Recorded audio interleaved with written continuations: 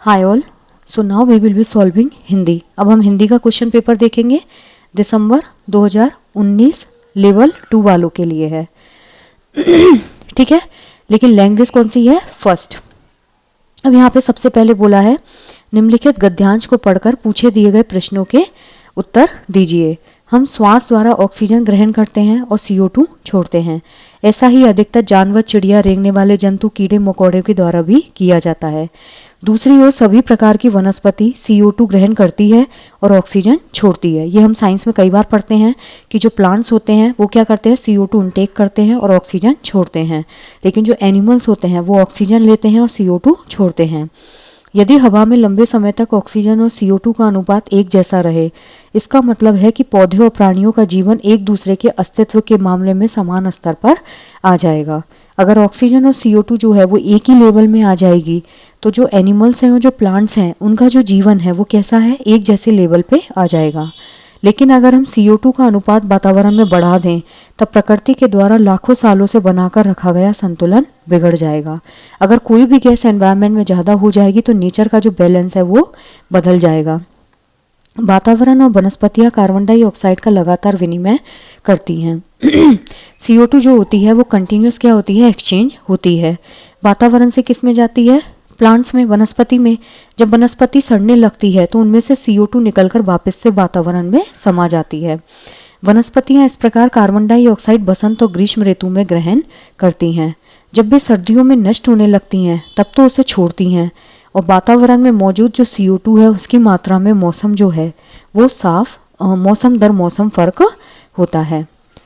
वनस्पतियां जब सड़ने लगती हैं तो वातावरण को क्या मिलता है? जब वनस्पति सड़ेगी तो ऑक्सीजन मिलेगी, नाइट्रोजन मिलेगी, CO2 मिलेगी और जैविक खाद मिलेगी। तो यहाँ हमने पढ़ा था जब प्लांट जो है वो सड़ने लगते हैं तो वो क्या करते हैं, CO2 को एनवायरनमेंट में छोड़ देते हैं। तो यहाँ पे ऑप्शन नंबर 3 जो है वो बिल्कुल करेक्ट है। यहाँ हमने देखा था जब वनस्पतियां सड़ने लगती हैं तो CO2 वातावरण में वापस समा जाती है। Next is 92। पौधे और प्राणियों का जीवन एक दूसरे के अस्तित्व के समान आ जाएगा जब हवा में लंबे समय तक सूर्य का प्रकाश मिलता रहे, नहीं। कार्बन डाइऑक्साइड मिलना बंद हो जाए, नहीं। CO2 और O2 का अनुपात समान रहे, बिल्कुल सही बात है। वनस्पतियां कार्बन डाइऑक्साइड का विनिमय करती रहें, ठीक है। तो यहाँ क्या है, ऑप्शन नंबर 3 इज करेक्ट। जब ऑक्सीजन और CO2 दोनों बिल्कुल इक्वल हो जाएंगी तो पौधे और प्राणी का जो जीवन है वो एक लेवल में बिल्कुल आ जाएगा। वातावरण का विग्रह और समास होगा, ठीक है। वातावरण का समास विग्रह क्या होगा और उसमें कौन सा समास है? समास कितने होते हैं? 6। कर्मधारय समास, तत्पुरुष समास, अव्ययी भाव समास, द्वंद्व समास और बहुब्रीहि समास। अब यहाँ पे आपसे पूछा है द्विगु समास, तो यहाँ समास विग्रह क्या होगा वातावरण का और उसमें कौन सा समास है? तो वात और आवरण, ये तो बिल्कुल ही गलत है। जहां भी और वर्ड होता है ना वहां क्या होगा, द्वंद्व समास। जैसे दोनों वर्ड जो होते हैं इसमें वो प्रधान होते हैं, जैसे माता और पिता, दिन और रात, इनमें क्या है, दोनों ही वर्ड्स प्रधान हैं। बहुब्रीहि समास जिसमें किसी तीसरा ही जो है उसकी तरफ इसको डिनोट किया जाता है। बात का बना ऐसा आवरण, ये इसका गलत है। वात का आवरण यानी कि हवा का आवरण, ये क्या होगा, तत्पुरुष समास। तत्पुरुष समास मतलब जिसमें का, के, की ये सब वर्ड्स यूज होते हैं। So the option 2 is correct. वातावरण रूपी बात, ये तो गलत हो गया, तो यहाँ क्या है, ये भी नहीं होगा। So the option 2 is correct. वातावरण मतलब वात का आवरण, और कौन सा समास है, तत्पुरुष समास। श्वास और ऑक्सीजन शब्द क्या है? तत्सम शब्द है, तद्भव है, देशज है और तत्सम आगत है। तत्सम शब्द वो शब्द होते हैं जिन्हें संस्कृत से एज इट इज हिंदी में लिया गया है। तद्भव शब्द वो शब्द होते हैं जिनको संस्कृत से तो लिया है लेकिन हिंदी में उनको ट्रांसलेट कर दिया है। देशज शब्द वो शब्द होते हैं जो हमारे खुद के बनाए हुए हैं, जैसे लुंगी हो गया, लोटा हो गया। और एक होता है आगत। आगत वो शब्द हैं जो फॉरेन वर्ड्स हैं, जैसे ट्रेन है, टिकट है, ये क्या है, बाहर के शब्द हैं लेकिन हमने उनको एज इट इज अपनी लैंग्वेज में एक्सेप्ट कर लिया है। तो श्वास और ऑक्सीजन क्या है, तत्सम है। श्वास तत्सम शब्द है, संस्कृत का वर्ड है, लेकिन ऑक्सीजन क्या है, आगत वर्ड है, यानी कि बाहर से वर्ड है जो यहाँ पे आया हुआ है। So the option 4 is correct. लंबे समय तक व्याकरण की दृष्टि से है, जो लंबे समय तक ये पद दिया हुआ है, ये व्याकरण की दृष्टि से क्या है? संज्ञा है, सर्वनाम है, विशेषण है और क्रिया विशेषण है। तो यहाँ इसका जो करेक्ट आंसर है दैट इज क्रिया विशेषण। ठीक है, क्रिया विशेषण मतलब जो क्रिया की विशेषता बताता है। कितने समय तक? बहुत लंबे समय तक। तो यहाँ क्या है? क्रिया की एक विशेषता बताई गई है। ठीक है, तो option number 4 is correct. Next is 96। गद्यांश का मुख्य बिंदु है ऑक्सीजन और कार्बन डाइऑक्साइड का संतुलन, श्वास के द्वारा ऑक्सीजन को ग्रहण करना, पौधे और प्राणियों का जीवन, बसंत और ग्रीष्म ऋतु में वनस्पतियां।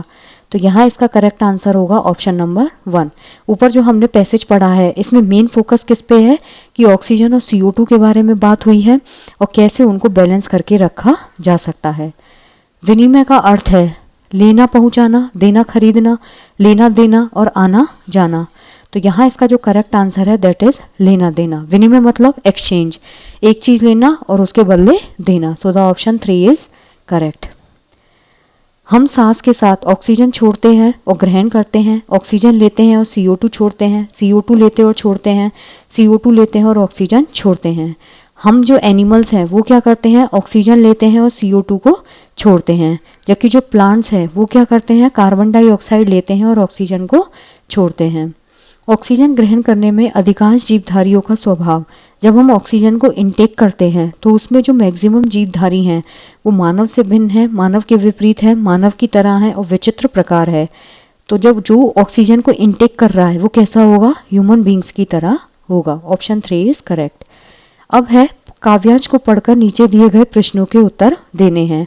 वह आता, दो टूक कलेजे के करता, पछताता पथ पर आता, पेट पीठ दोनों मिलकर हैं एक, चल रहा लकुटिया टेक, मुट्ठी भर दाने को भूख मिटाने को, मुंह फटी पुरानी झोली को फैलाता, दो टूक कलेजे के करता, पछताता पथ पर आता। अब यहाँ पे क्या है? किसी के बारे में वर्णन किया गया है कि मतलब बिल्कुल गरीब है लेकिन फिर भी भीख मांग के वो काम चला रहे हैं। पेट और पीठ आपस में मिल गए हैं, मतलब इतनी गरीबी है कि पेट और पीठ जो है वो आपस में चिपक गए हैं। ठीक है, पेट पीठ दोनों मिलकर है एक। इसका कारण क्या हो सकता है? पेट और पीठ कब मिल जाएंगे? जब आपके पास खाने को कुछ है ही नहीं है, आप कुछ खा ही नहीं पा रहे हो। तो सिकुड़ कर बैठना नहीं, झुककर चलना नहीं, कुछ भी भोजन ना करना। जब किसी को आप खाने को दोगे ही नहीं तो उसमें पेट जो होता है इंसान का वो पीठ से मिल जाता है। भीख मांगने का नाटक करना ये भी गलत है।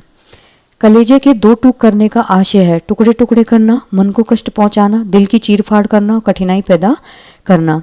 तो यहाँ इसका जो करेक्ट आंसर है दैट इज मन को कष्ट पहुंचाना। हम बोलते नहीं है कि कलेजे के दो टुकड़े हो गए, क्यों?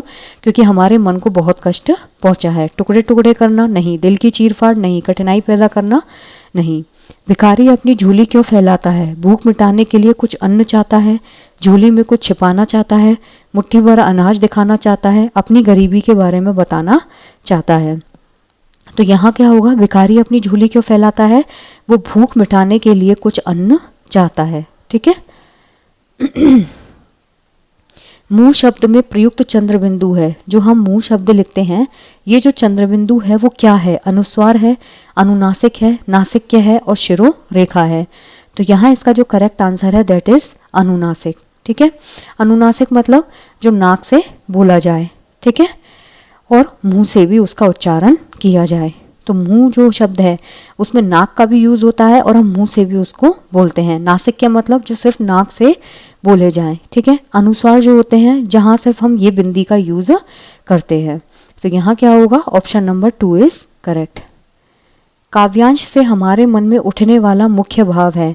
हम जब ये काव्यांश पढ़ते हैं तो उससे हमारे मन में कौन सा भाव जो है वो उत्पन्न होता है? श्रृंगार, हास्य, करुणा और वीरता। तो ऑब्वियसली यहाँ पे क्या होगा? करुणा। ठीक है, श्रृंगार जिसमें किसी की खूबसूरती का वर्णन होता है, हास्य जिसमें हास्य हो, वीरता जिसमें किसी वीर भाव का वर्णन किया जाए, करुणा यहाँ पे किसी की करुणा जो है उसको वर्णित किया गया है। वह आता में वह सर्वनाम किसका द्योतक हो सकता है? गांधी जी, अतिथि, भिक्षुक और विकलांग। तो यहाँ पे किसकी बात की गई है? यहाँ पे भिक्षुक जो है उसकी बात की गई है। ना गांधी जी की बात हुई है, ना अतिथि की हुई है, ना ही विकलांग की हुई है। अब है उच्च प्राथमिक स्तर पर भाषा सीखने का उद्देश्य है। उच्च प्राथमिक स्तर मतलब 6 से 8 क्लास के बच्चे। यहाँ पे भाषा सीखने का उद्देश्य क्या है? प्रश्नोत्तरी, भाषण, अंत्याक्षरी का मात्र आयोजन करना, भाषा की बारीकी और सौंदर्य बोध को सही रूप में समझना, दूसरों के अनुभव से जुड़कर सवालों के जवाब देना, निजी अनुभव को केवल लिखकर अभिव्यक्त करना। तो यहाँ इसका जो करेक्ट आंसर होगा दैट इज ऑप्शन नंबर 2। ठीक है, जो अपर प्राइमरी लेवल होता है ना, यानी कि जो उच्च प्राथमिक स्तर होता है, इस पे भाषा सिखाने का जो मेन उद्देश्य है वो है कि बच्चा भाषा की जो बारीकी है कि कहाँ पे पॉज लगाना है, कहाँ कितना अनुस्वार खींचना है, कहाँ लय ताल, ये सब भाषा को किस तरीके से आप अलंकृत कर सकते हो। तो सौंदर्य बोध और बारीकी दोनों ही बच्चे को समझाना भाषा सिखाने का उद्देश्य होता है। ज्ञान से संबंधित अन्य विषयों की समझ का विकास और उससे आनंद उठाने की क्षमता का विकास। उच्च प्राथमिक स्तर पर भाषा सीखने का ज्ञान से संबंधित अन्य विषयों की समझ का विकास, आपको जो नॉलेज है उससे रिलेट करके जब आप दूसरे सब्जेक्ट्स की समझ विकसित करते हो और उनसे आनंद उठाते हो, ऐसी क्षमता का जो विकास होता है वो उच्च प्राथमिक स्तर पर भाषा सीखने का एकमात्र उद्देश्य है, महत्वपूर्ण उद्देश्य है, सर्वाधिक महत्वपूर्ण उद्देश्य है और सबसे कम महत्वपूर्ण उद्देश्य है। तो ऑब्वियसली क्या होगा, ये एक महत्वपूर्ण उद्देश्य है। ये एकमात्र उद्देश्य नहीं है कि आपके पास जो प्रीवियस नॉलेज है उससे आप दूसरे विषय की समझ का विकास कर रहे हो और फिर अपना उसका आनंद उठा रहे हो। ये एक इम्पॉर्टेंट गोल होता है। पढ़ने का अर्थ होता है पढ़कर समझना, वर्णमाला का ज्ञान, वाक्यों को पढ़ना और शब्दों को पढ़ना। तो जो पढ़ना है उसका अर्थ क्या होता है, किसी भी चीज को पढ़कर समझना। जब आप किसी चीज को रीड करते हो तो इसका जो मीनिंग है वो आप अपने दिमाग में बिठाते हो। Next is 109। कविता में कई बार अभी भी का प्रयोग करके बातें रची गई हैं। बिना रुके चलने वाले किसी कार्य का भाव निकल रहा है या नहीं, प्रश्न किसकी ओर संकेत करता है। कविता जो है उसमें कई बार अभी भी का प्रयोग करके कई रचनाएं रची गई हैं, कई बातें रची गई हैं। बिना रुके चलने वाले किसी कार्य का भाव निकल रहा है या नहीं, यह प्रश्न किस ओर संकेत करता है। व्याकरणिक ज्ञान है, भाषा की बारीकी है, व्याकरण की परिभाषा है या भाषा संरचना है। तो यहाँ इसका जो करेक्ट आंसर है वो क्या होगा, ये ग्रामेटिकल ज्ञान नहीं है। यहाँ पे हम किसी भी व्याकरण की बात नहीं कर रहे हैं। भाषा की बारीकी, भाषा कितनी बारीकी से क्या चीज जो है इसमें यूज हुई है और यहाँ पे किस कार्य का भाव आप निकाल रहे हो। तो ये क्या है, भाषा की बारीकी। या व्याकरण को परिभाषित नहीं किया गया है, ना ही यह भाषा की संरचना की बात हुई है। ठीक है, यहाँ कर्ता कर्म की कोई बात नहीं हो रही है, बल्कि अभी भी एक वर्ड है जिसको यूज किया गया है। अब बिना रुके चलने वाले किसी कार्य का भाव निकल रहा है या नहीं, यह प्रश्न यहाँ पे पूछा है। इसमें यह पता चलेगा कि भाषा जो है उसमें कितनी बारीकी से इस चीज को यूज किया गया है। So the option 2 is correct. उच्च प्राथमिक स्तर पर भाषा सीखने में पाठ्य पुस्तक के अतिरिक्त कौन सी संसाधन सामग्री महत्वपूर्ण है। जो अपर प्राइमरी लेवल है उस पर भाषा सिखाते वक्त पाठ्य पुस्तक के अलावा कौन सी एक रेफरेंस बुक जो है, कौन सी रेफरेंस मटेरियल जो है वो इम्पोर्टेंट होगी। रेडियो नाटक, कविता पाठ, आयु अनुरूप साहित्य और समाचार पत्र। तो यहाँ पे जो इम्पोर्टेंट होता है दैट इज साहित्य, जिससे बच्चे को सौंदर्य बोध जो है उसका ज्ञान हो सके। जब हम बच्चे को अलग अलग ऑथर्स की कविताएं पढ़ने को देते हैं, गद्य पढ़ने को देते हैं, यात्रा वृतांत पढ़ने को देते हैं, तो बच्चे को उस एज के अनुकूल जब आप बुक्स रेफर करते हो तो बच्चे के अंदर क्या होता है, भाषा को लेके सौंदर्य बोध विकसित होता है। समाचार पत्र जो होता है ना वो मुद्रित सामग्री होती है। ठीक है, रेडियो नाटक से एक ऑडियो स्किल बच्चे के अंदर डेवलप होती है। तो यहाँ क्या होगा, ऑप्शन नंबर 3 इज करेक्ट। गणित, विज्ञान आदि विषय की कक्षाओं में भी बच्चे भाषा सीखते हैं। यह विचार पूरी तरह से सत्य है, पूरी तरह असत्य है, आंशिक रूप से सत्य है और निराधार है। तो बच्चा जो है वो गणित और विज्ञान में भी अपना लैंग्वेज को डेवलप करता है। ये पूरी तरह से क्या है, सत्य है। क्यों, क्योंकि बच्चा साइंस की लैंग्वेज सीखता है, बच्चा मैथमेटिकल लैंग्वेज सीखता है, तो कहीं ना कहीं बच्चा अपनी लैंग्वेज को डेवलप करता है। उच्च प्राथमिक स्तर पर पाठ्य पुस्तकों में हिंदीतर भाषा को ही जगह मिलनी चाहिए, ताकि बच्चे जो अपर प्राइमरी लेवल है उस पे जो बुक्स यूज होती हैं उनमें हिंदीतर भाषा को ही जगह मिलनी चाहिए। बच्चे को इससे क्या फायदा होगा, भाषा की विभिन्न रंगत से परिचित हो सकेंगे, हिंदीतर भाषी साहित्यकारों से परिचित हो सकेंगे, सामाजिक संस्कृति से परिचित हो सकेंगे और ये सभी। तो यहाँ पे भाषा की विभिन्न रंगत से परिचित होंगे, बिल्कुल सही बात है कि कैसे कैसे गद्य पद्य सारे चीजें यूज हो रही हैं। साहित्यकार से परिचित होंगे, सामाजिक जो संस्कृति है उससे का भी उनको ज्ञान मिलेगा। तो यहाँ पे सारे ही जो है वो बिल्कुल करेक्ट है। बच्चे भाषा तब बेहतर तरीके से सीखते हैं जब अनेक पाठ्य पुस्तक हो, भाषा का समृद्ध परिवेश हो, सरल साहित्य का चयन हो और परीक्षाओं का आयोजन हो। बच्चा जो है वो लैंग्वेज को कब ज़्यादा अच्छे तरीके से सीख पाएगा? जब भाषा का समृद्ध परिवेश हो। बच्चे को अगर आप एक पौष्टिक एनवायरनमेंट दे रहे हैं, एक हेल्दी एनवायरनमेंट दे रहे हैं जहाँ पे बच्चा लैंग्वेज जो है उसको प्रॉपर तरीके से सीख सके, तो उस एनवायरनमेंट में क्या होता है, बच्चा बहुत अच्छे तरीके से चीज़ों को लर्न कर पाता है। जहाँ पाठ्य पुस्तक होगी वहाँ बच्चा बेहतर तरीके से चीज़ों को नहीं सीख पाएगा। समृद्ध भाषिक परिवेश में क्या होता है, आप बच्चे को एक एनवायरनमेंट दे के छोड़ देते हो जहाँ बच्चा खुद से अपनी लैंग्वेज को सीखना शुरू करता है। उच्च प्राथमिक स्तर पर भाषा आकलन की दृष्टि से सबसे ज़्यादा महत्वपूर्ण है। भाषा का आकलन करना है तो उसमें क्या सबसे ज़्यादा जरूरी है? अवलोकन, जांच सूची, साक्षात्कार सूची और लिखित परीक्षा। तो यहाँ इसका जो करेक्ट आंसर है दैट इज ऑब्जर्वेशन। ठीक है, जो अपर प्राइमरी लेवल है उस पे जो भाषा का आकलन होता है उसकी दृष्टि से सबसे ज़्यादा जरूरी है कि आप बच्चे को अच्छे से ऑब्जर्व करो। ठीक है, जो इंटरव्यू होता है उसमें हम बच्चे की इंटरनल फीलिंग जो है उसको मालूम कर सकते हैं। जांच सूची जो होती है इसमें क्वेश्चंस लिखे रहते हैं, बच्चे को टिक लगाना होता है या तो सही या फिर गलत। लेकिन अवलोकन ही है जिससे आप बच्चे की लैंग्वेज जो है उसको इजीली असेस कर सकते हो। बच्चा क्लास में कैसे बोलता है, प्लेग्राउंड में कैसे बोल रहा है, कैसे चीज़ों को एक्सप्रेस करता है। द्वितीय भाषा की पाठ्यचर्या का एक लक्ष्य है प्राकृतिक भाषा ज्ञान में अर्जित दक्षता के अनुरूप कैसी दक्षता प्राप्त करना। जो सेकेंडरी लैंग्वेज है उसकी जो पाठ्यचर्या है उसका एक गोल है। जो नेचुरल लैंग्वेज ज्ञान है उसमें जो अर्जित दक्षता है उसके अनुरूप उच्च दक्षता प्राप्त करना, सर्वोच्च दक्षता, औसत दक्षता और बुनियादी दक्षता। तो यहाँ पे क्या होगा, जो बेसिक कैपेसिटी होती है, बेसिक जो ज्ञान होता है, बेसिक दक्षता उसको प्राप्त करना।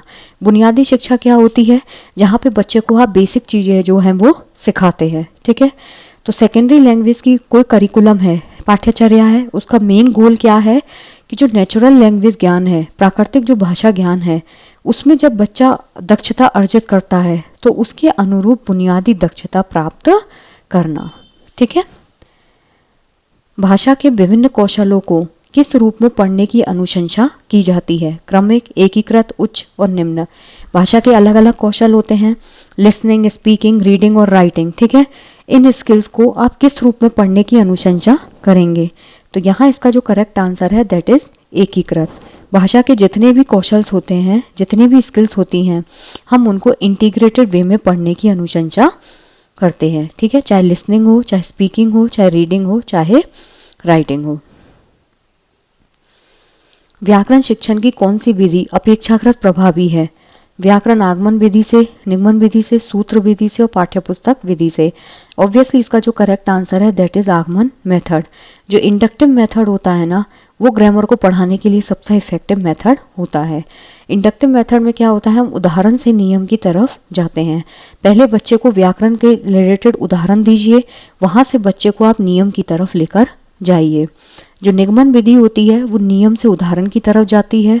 सूत्र विधि जो होती है उसमें भी बच्चे को नियम जो है वहां से आगे ले जाया जाता है।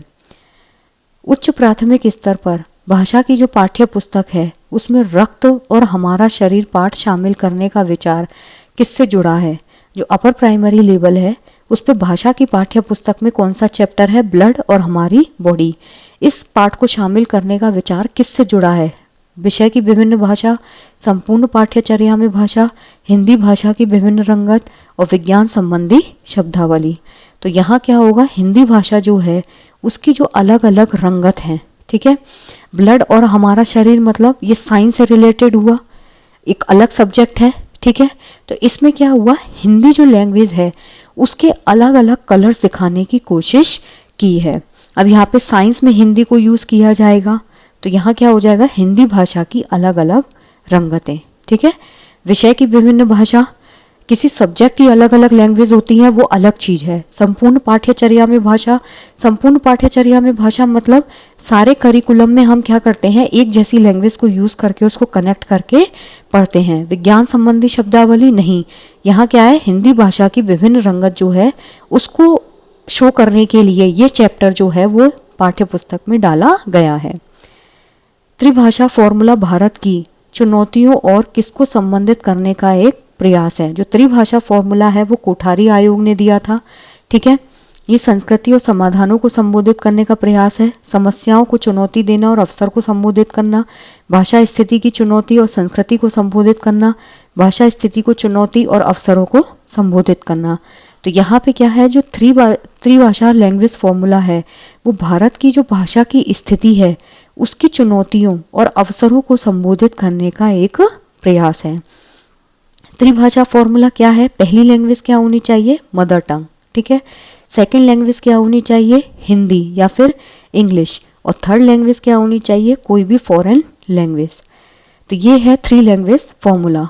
अब ये क्या करता है, भारत की जो संस्कृति है उसकी चुनौती नहीं, समस्याओं की चुनौती नहीं, त्रिभाषा फॉर्मूले से भारत में जो भाषा की पोजीशन है, भाषा की जो भी स्थिति है उसकी चुनौतियों को और उस भाषा को लेके जो अवसर मिलते हैं उनको संबोधित करने का ये एक प्रयास होता है। लिखने की क्षमता का विकास बोलने, सुनने और पढ़ने की क्षमता की संगति में होना चाहिए। यह विचार पूरी तरह से असत्य है, पूरी तरह सत्य है, आंशिक रूप से सत्य है और पूरी तरह से निराधार है। तो यहाँ इसका जो करेक्ट आंसर है दैट इज ऑप्शन नंबर 2।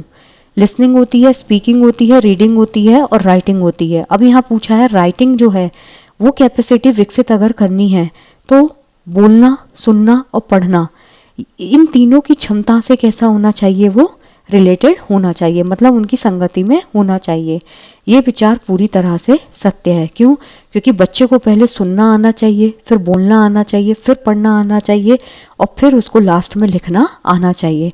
क्योंकि जब वो प्रॉपर तरीके से सुन नहीं पाएगा, चीज़ों को समझ नहीं पाएगा तो फिर वो लिखेगा कैसे, ठीक है। लिसनिंग जो होती है ना, रीडिंग जो होती है, ये कैसे होता है, ग्राह्यात्मक कौशल, मतलब ये रिसेप्टिव स्किल होती हैं, और स्पीकिंग और राइटिंग जो होती है ये डेमोन्स्ट्रेटिव स्किल्स होती हैं, ठीक है। सो आई जस्ट होप गाइस कि आपको ये बहुत अच्छे से समझ में आया हो। अगर कोई भी डाउट है तो आप कमेंट्स में पूछ सकते हैं। Thank you so much.